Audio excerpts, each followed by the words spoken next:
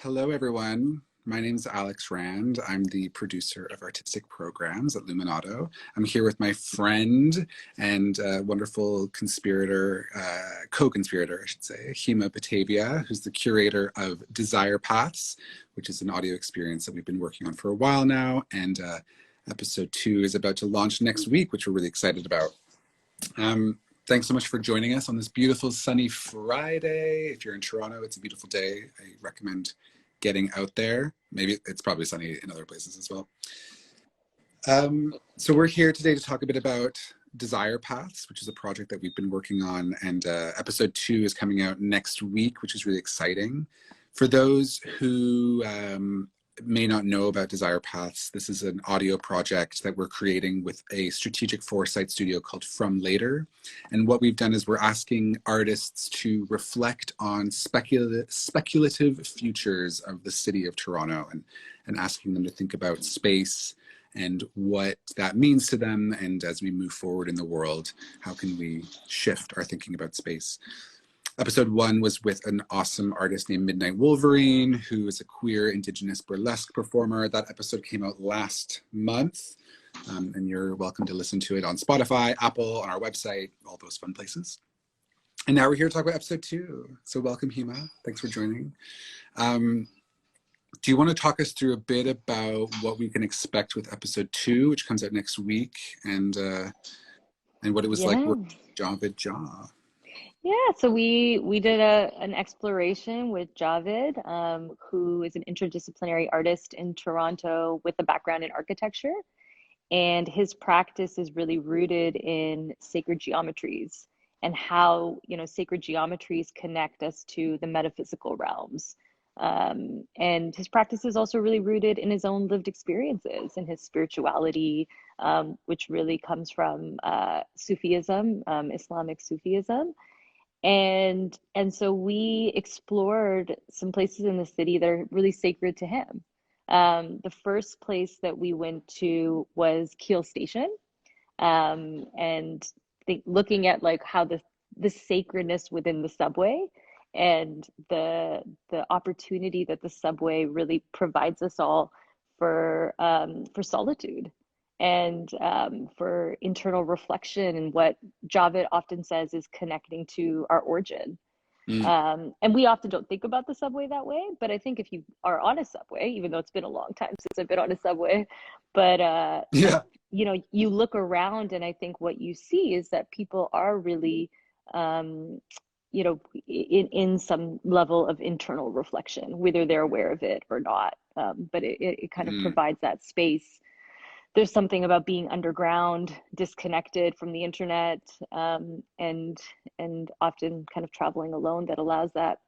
And then Keolis Station sort of has other meanings to Javid around just the graffiti culture that exists like within the surrounding areas of Keolis Station. And Javid's work really started off around graffiti, and he has this really poetic way of understanding the meaning of graffiti and the practice of graffiti, and this idea of like reclaiming name and reclaiming space through like this tag, and what it means.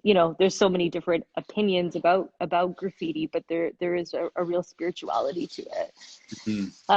The second place that we went to was Kensington Market, where Javid lived for many years and also had his studio, and again really had this beautiful way of like reflecting on the meaning of Kensington Market in our city and the dynamics of that place.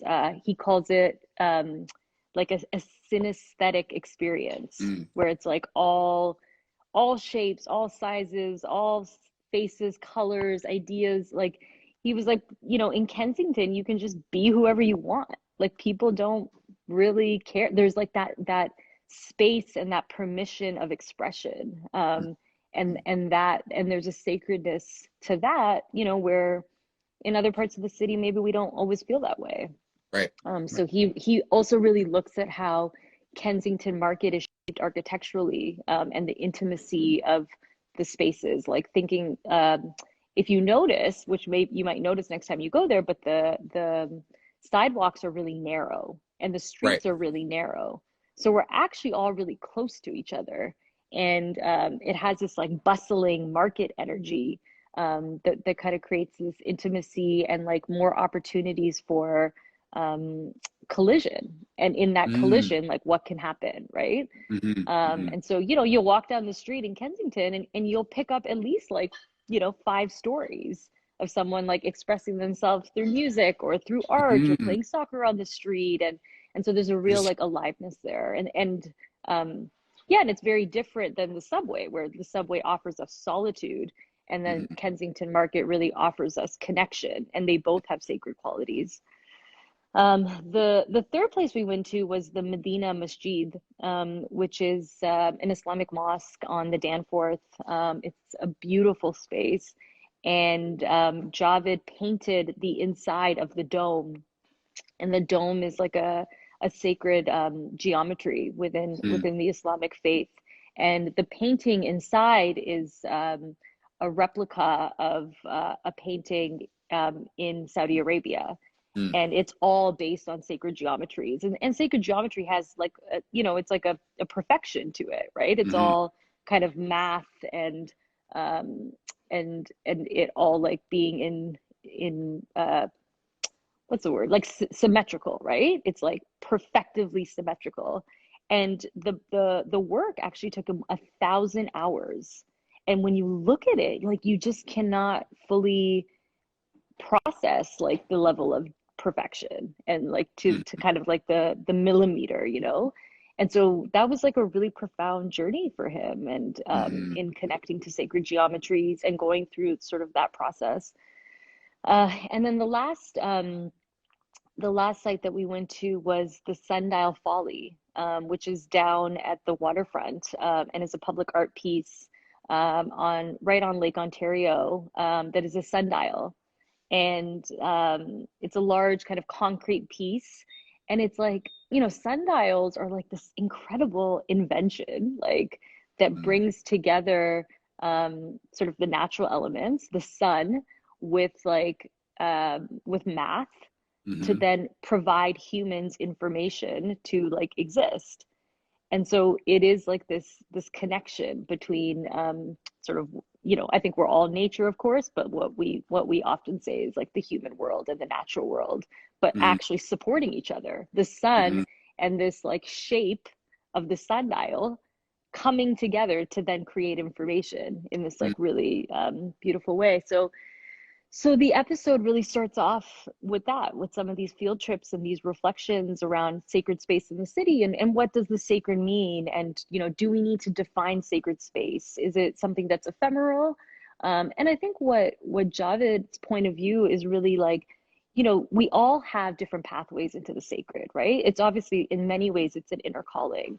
But mhm, on your path into the sacred, you have guides, you have teachers, you have books, you have reminders that you are part of this like, bigger metaphysical realm, this like these larger cosmic forces. And what does it look like to live in a city to have those reminders for mhm, those that need it, those that want to be walking down the street and have a moment to be able to connect to some of to these larger forces, to experience interconnectedness, and how, and our relationship to that. And so we talk a lot about like what could that look like in the city. And then the second mhm, part of the episode is a conversation with Reverend Michelle Singh, who is an interfaith minister in Toronto and has just such a beautiful story of how they came into interfaith work, and also, contemplates the sacred very much. And they both spend some time really sharing their own experiences around the sacred and what are the elements of sacred space, and what actually has been some of the narratives in Toronto that we have about ourselves that has actually prevented us from really shaping sacred space, mhm, in an intentional way, mhm. And I remember there's also an interesting part of the conversation where they talk about the future sacred space in this sort of new digital realm, right? Like hosting a Mm, party or Zoom event with 40 people, and how do you hold space for that sacred energy in 2021, right? It's an interesting yeah, time. totally. And it's like, so much of the sacred starts with intention, right? To say like, we have the intention to bring sacredness to the space, and what does that look like for whoever is going to occupy the space in that moment. um, and I think one of the things that that Reverend Michelle shared that I thought was really interesting was sort of this interest amongst faith leaders in Toronto to create a multi-faith space, and that there was a lot of energy around it and excitement, and it didn't ever get pushed through. And part of that is sort of really reflecting on this idea that we have that Toronto is a secular city, and what that prevents us from creating in trying to be for everyone, and really sort of being uncomfortable with difference in terms of how we occupy space.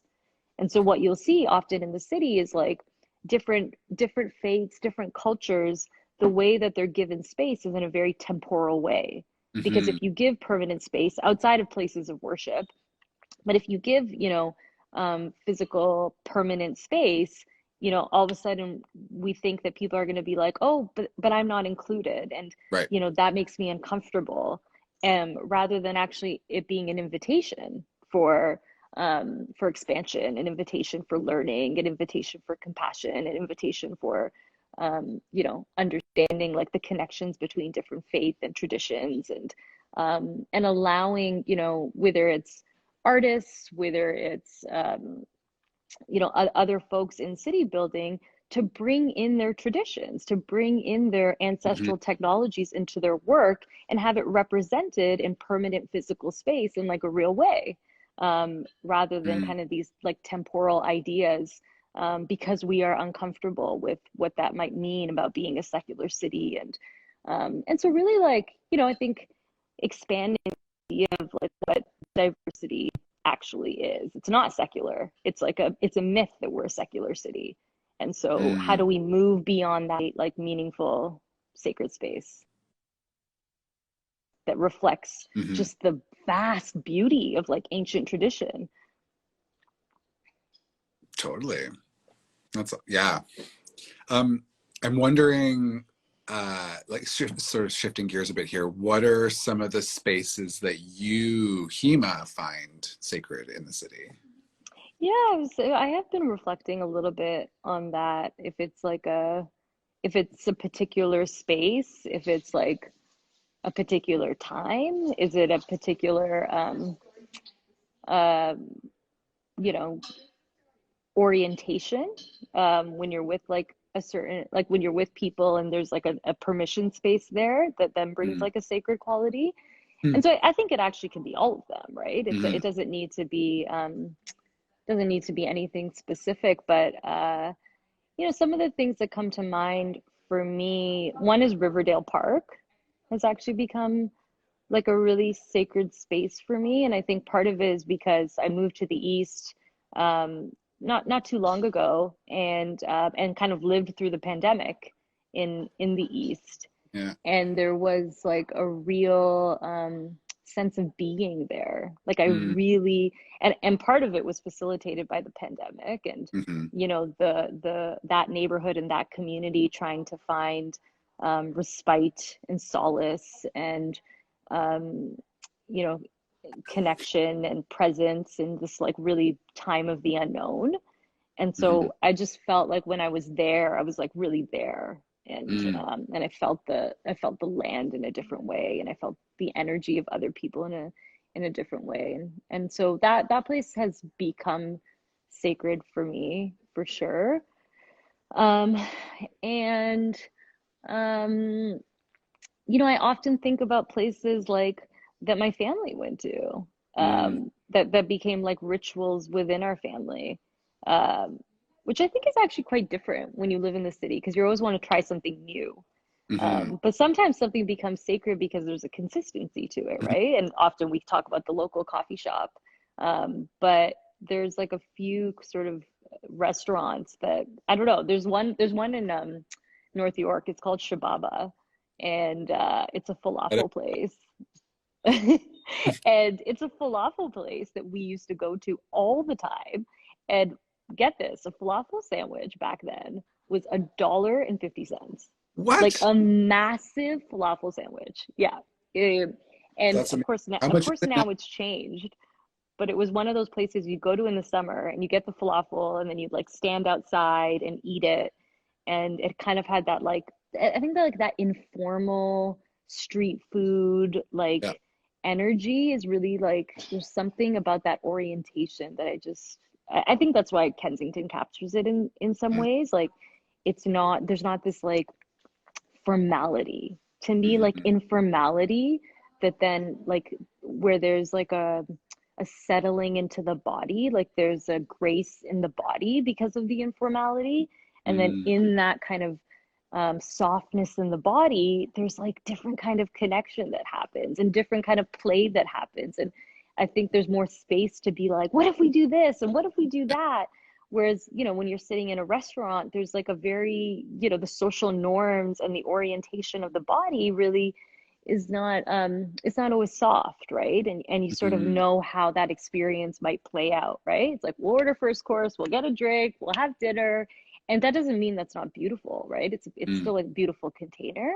But I think for me, what is sacred is really emergence, is like when I don't know what's going to happen and when there's like space for magic. And I think Mm. the space for magic is like, to me, a softness and an openness. I love that. I love What about you? That's how I feel with my Friday energy right now. I'm feeling soft and open today. Dive. What should we do? What should we turn this like this IG live into? Let's go for a walk. Uh, what sacred spaces for me in the city? No, I resonated a lot with what you were saying. There's something about the like the repetition and going to those places. Like my partner and I last summer went to every Friday after work, we would bike down to Hanlan's and basically just like spend the evening on the beach. And it was just like such an amazing exhale from the week. Mm. And just having that moment was so beautiful. And now, we have a slightly different version in the, well, who knows? Maybe we'll go biking there today. No, it's not that. But just being on the island is really sacred to me. And especially as you kind of go over towards Gibraltar Point, where you kind of look and you see the expanse of Lake Ontario. I grew up on Vancouver Island, so I'm used to the ocean, and I feel like that's like the closest moment to me of like the expanse of the ocean is being on the the south end of the island, I guess. Yeah, yeah. And I Yeah, think, natural landscapes, I think, are yeah. such an obvious like place for sacredness to emerge. And maybe we take that for granted and we actually shouldn't really. Mm, Um, in kind of how we think about our daily lives and our daily realities. mm-hmm, Um, but what I find so beautiful is like I think everybody has their own definition for the sacred. Like mm, it mm, actually is so personal. And I think when you think about city building, then begs the question like what does it mean to shape sacred space? And do you name sacred space? Do you allow it to emerge? But kind of again going to Javid's point is that there's a real benefit in bringing intention to it for those that may need it, that those mm-hmm, who mm-hmm, may need who may want to have reminders in the city to connect to the sacred, or have spaces for ceremony in the city, right? That allow the sacred to come together. Uh, and often we see that with like monuments and um, sometimes a little bit with public art. But I think as a whole, there's a huge opportunity to mm-hmm, bring in a more spiritual perspective in city building, mm-hmm. in a way that brings in lots of different traditions and doesn't need to be secular, and actually is like an opportunity for learning and connection and Mm. expanding our reverence for ancient traditions. Well, thanks, friend. That's great. I love these little IG hangs with us. I I am. know. Thanks for Thanks everyone. everyone for tuning in, and please check out the episode and let us know what you think. I mean, Yeah, it's all so about having a conversation. exactly. Desire Paths, episode 2 with Java Jaw launches next Wednesday, which is March 17th. It'll be on Spotify, it'll be on Apple, it'll be on our website. Have a listen, let us know what you think. Um, Thanks so much, Hima, for joining us, and go get out in the sunshine. You too. Yay. Have a good weekend. Bye. Bye, everyone. Thanks so much.